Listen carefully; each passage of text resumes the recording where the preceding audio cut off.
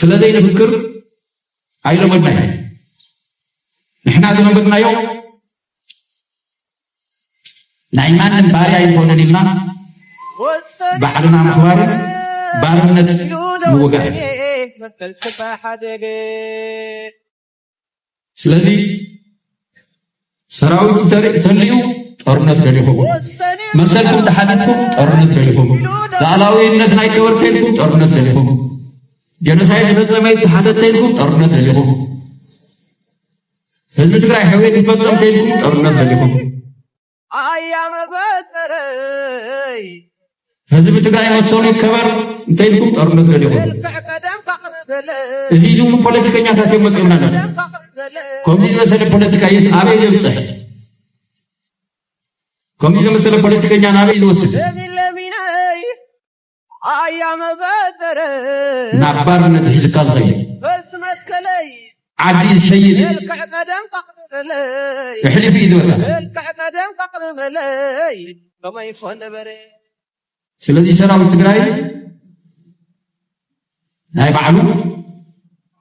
ናይ ህዝቢ ትግራይ ዕላማ ሒዙ ተሰሊፉሉ እንተኽኢሎም ፖለቲከኛታት ኣብቲ ኣጀንዳ ናይ ህዝቢ ትግራይ ይሕሰቡ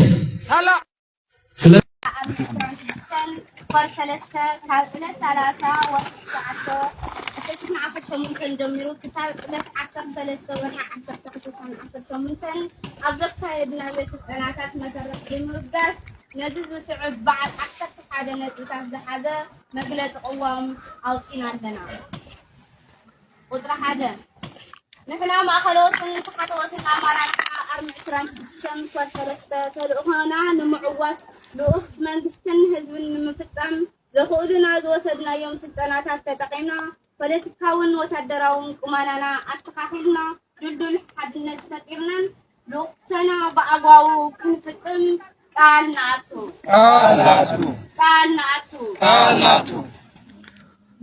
ቁጥሪ 2 بجزء من زبل تاريخاዊ ሓላፍነት ተሸኪምና ኩሉ ካባናት ዝግበር ከም ንፍጽም ቃል ንኣቱ ቁጥሪ 3 ብዝወሰድናዮም ስልጠናታት ናይ ኣሃዱታትናን ተጋዳላይናን ኣወሃሂድና ብምስራሕ ብተወፋይነት ብጽንዓት ብቕንዕናን ብብቕዓትን ከም ንመርሕ ቃል ንኣቱ ቁጥሪ 4 ዘላቂ ህልውናን ድሕነትን መሰር ረብሓ ህዝቢ ትግራይ መሊኡ ክሳብ ዝረጋገጽ ኩሉ ካባናት ዝግበር ክንፍጽም ወሓስ ህላወ ትግራይ ኮይና ከም ንቕጽል ነፍልጥ ቁጥሪ 5 ዘኻዓወትናዮም ዓቕምን ብቕዓትን ንኣሃድና በብግዚኡ ትካላዊ ብዝኾነ መንገዲ ተኸቲልና ብፃያዊ ሓልዮትን ሓድነትን كنتأناخرينا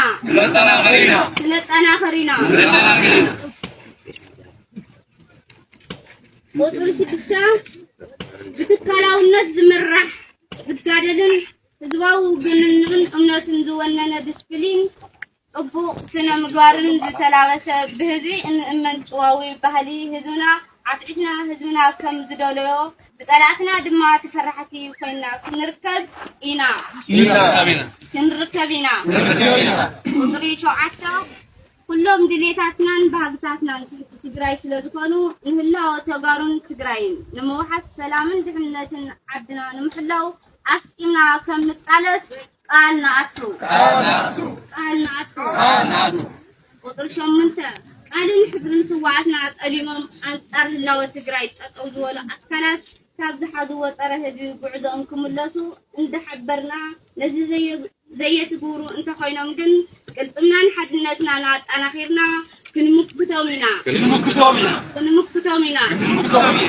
وطريق شعتا نحنا سراويت تقراي بعدنا مرباتنا كبرنا نزعت كم زين درادر لا يروحون قروان قلائي كفلت يقبا ቁጥሪ 10 ነዚ ተግባራዊ ንምግባር በብግዚኡን ወቅቱን ግዚኡን ዝምጥን ገጽ ዓቕሚና ፈጠርና ከም ንቃለስ ቃል ንኣቱ 11 ኣብ ልዕሊ ኣርሚ 13 ዝበፅሐ ናይ ድሮን ጥቕዓትን ይሕርነና እምበር ኣየንብርክኸናን ዶምኩም ኮንቲ ከም ዘይተርፍ تفناقتي وجنتنا دم فطم نشال شيء كرنتي أكين خرمو كم زين فقد قالنا أتو كبرين موسن جعانو سماعتنا تقرأي تسعر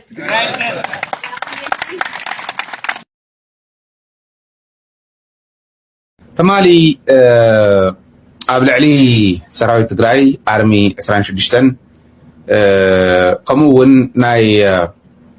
أبيا مروا حزبي قبل علي تكالات ناي حزبي ناي درون دبداب كايدو تستخايد ناي درون دبداب حدش ولا أنت زي كون بتقرأي أفتغباب جن دحري وعل بريتوريا قبل علي سراويتنا قدم حزونا بوردر ناي عفار ناي تقراين دوكي سوب زنبرو سراويت فسيمو زنبرو ولا انت خونه ناي حزقن اتو بشرارينا جميرو اب شرار جميرو وس اب شرارينا دقيمو وس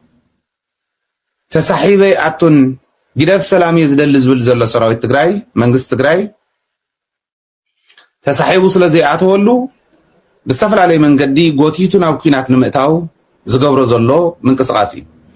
ازين احنا راح انت كنا عالمون تردياتو يا يزول امنه لني مونيتر نا غبرنا نيرنا مالي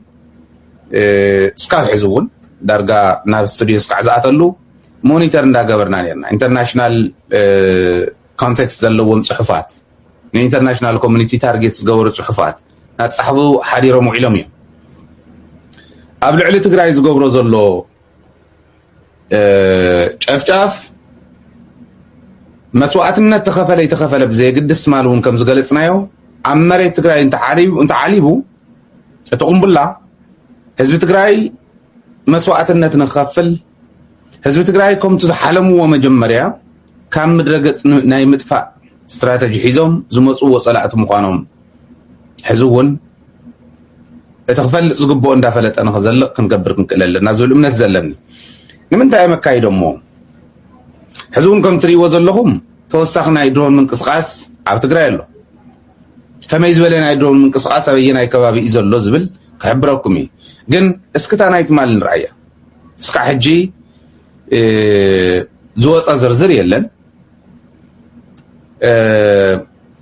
እቲ ዝርዝር ይንፈልጦን ማለት ኣይኮነን ግን ከም ዝበልክዎ መስዋዕትነት ተኸፈለ ተኸፊሉ እዩ ብዝብል ኢና ክንከድ ዘለና ንምንታይ ኣብ መሬት ትግራይ መፅኡ እንድሕር ደብዲቡ ፀላኢ ኣብ መሬት ትግራይ ኣትዩ ክድብድብ ከሎ ትግራዋይ ንምጥፋእ ዝመፀት ቁምቡላ እያ ኣጥፊኣ ደየጥፈትን ዝብል